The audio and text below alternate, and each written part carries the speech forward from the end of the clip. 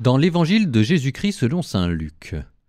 En ce temps-là, Jésus entra dans un village. Une femme nommée Marthe le reçut. Elle avait une sœur appelée Marie qui, s'étant assise aux pieds du Seigneur, écoutait sa parole.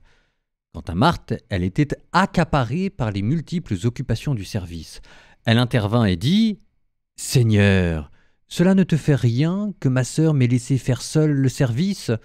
Dis-lui donc de m'aider. » Le Seigneur lui répondit « Marthe, Marthe, tu te donnes du souci et tu t'agites pour bien des choses. Une seule est nécessaire, Marie a choisi la meilleure part, elle ne lui sera pas enlevée. »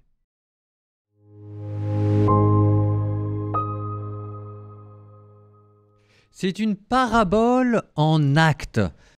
Des paraboles, il y en a plein. Il y a le bon semeur, il y a le filet que l'on jette, il y a la graine de moutarde. Et puis, dans toutes ces paraboles, il y en a même pas mal qui mettent deux personnes à chaque fois. Par exemple, dans le fils prodigue, il y a le père, le fils aîné qui fait la tête, et le fils prodigue qui s'en va. Ou bien encore, il y a le pharisien et le publicain qui vont tous les deux prier au temple. Le pharisien qui dit « Regarde Seigneur, c'est pas mal ce que je fais » et le publicain qui n'ose même pas lever les yeux au ciel. Bon, et bien là, vous avez Marie et Marthe. Et c'est intéressant de dire ça parce que il ne faut pas les opposer. Normalement, le vrai but d'une parabole, c'est d'arriver à réconcilier tout le monde. Je reprends par exemple le fils prodigue.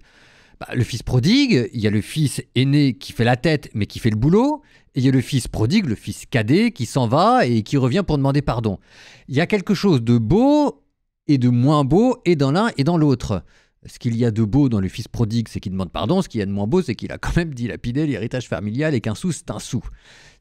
Ce qu'il y a de beau dans le fils aîné, c'est qu'il fait le boulot, il est fidèle. Ce qu'il y a de moins beau, c'est qu'il fait la tête et qu'il ne sait pas se réjouir des choses simples. Bon, ce que vous dit cette parabole, c'est que, quitte à choisir entre les deux, il vaut mieux être semblable au fils prodigue qu'au fils aîné qui fait la tête. Mais c'est pas la fin de cette parabole.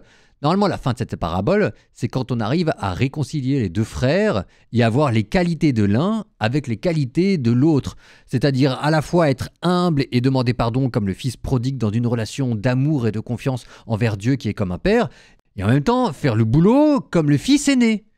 Alors, ce qui serait dramatique, ce serait qu'à la place de cumuler les qualités des uns et des autres, on finisse par cumuler leurs défauts. C'est-à-dire à la fois à faire la tête et à dilapider l'argent, et c'est pas impossible que ça nous arrive souvent. Bon, c'est la même chose pour Marthe et pour Marie. Il y a des choses qui sont belles et des choses qui sont moins belles et dans l'un et dans l'autre. Marthe, ce qu'il y a de beau, c'est qu'elle bosse. Ce qu'il y a de moins beau, c'est qu'elle bave sur sa sœur en public. Et ça, laver le linge sale de la famille en public, c'est pas des choses qui se font. Je suis désolé, mais quand vous avez des choses à dire à votre sœur, vous attendez que les invités soient partis, vous ne les prenez pas à témoin. C'est très malaisant pour tout le monde, en fait, cette affaire. Bon, donc ça, c'est Marthe. Des belles choses, des choses un peu plus mesquines. Et puis, de l'autre côté, il y a Marie. Marie, il y a des très belles choses. C'est l'âme de la maison, c'est celle qui s'occupe de recevoir, c'est celle qui fait la conversation, c'est celle qui fait attention aux autres. Puis il y a des choses un peu moins belles. C'est qu'en attendant, le repas, il ne va pas se faire tout seul, hein.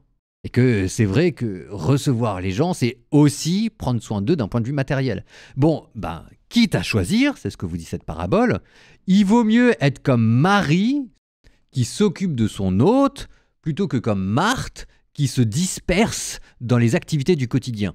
C'est vrai de la vie familiale, c'est vrai de la vie conjugale, et puis vous avez la lecture spirituelle qui est éminemment vraie sur la vie contemplative. Marie, la vie apostolique, Marthe. Quitte à choisir entre les deux, Dieu préfère que vous passiez du temps avec lui. Mais c'est pas tout de la parabole. Maintenant, il faut arriver à réconcilier les deux sœurs. Même dans la vie contemplative, il y avait un proverbe qui dit, ou plutôt c'était une énigme. J'ai toujours pas la réponse. L'énigme était extraordinaire. Parce que la vie contemplative, même chez les moines, moi je veux bien, mais de temps en temps, il faut aller un peu bosser, quoi. Ça va bien. Donc l'énigme était, où s'arrête la vie contemplative et où commence la paresse? C'est pas si évident, dans l'idéal, il faut avoir l'âme contemplative de Marie et que ça nourrisse votre activité, votre apostolat. C'est vrai de votre vie spirituelle, c'est vrai de votre manière de recevoir les autres. Et bien souvent, le drame, à nouveau, c'est qu'à la place de cumuler les qualités des sœurs, on finisse par cumuler les défauts. C'est-à-dire que non seulement on n'a pas de vie contemplative et on se disperse dans l'apostolat comme si c'était pour nous une façon d'exister devant le Seigneur, Et en plus de ça, en plus de nous disperser, on finit aussi par baver sur nos frères devant Dieu. Même dans notre prière, on dit du mal d'eux. La vie est triste, les enfants. La vie est triste. Bon, relisez cette parabole en actes, et puis qu'elle vous fasse rêver à ce que pourrait être votre vie. Ce sera déjà pas mal.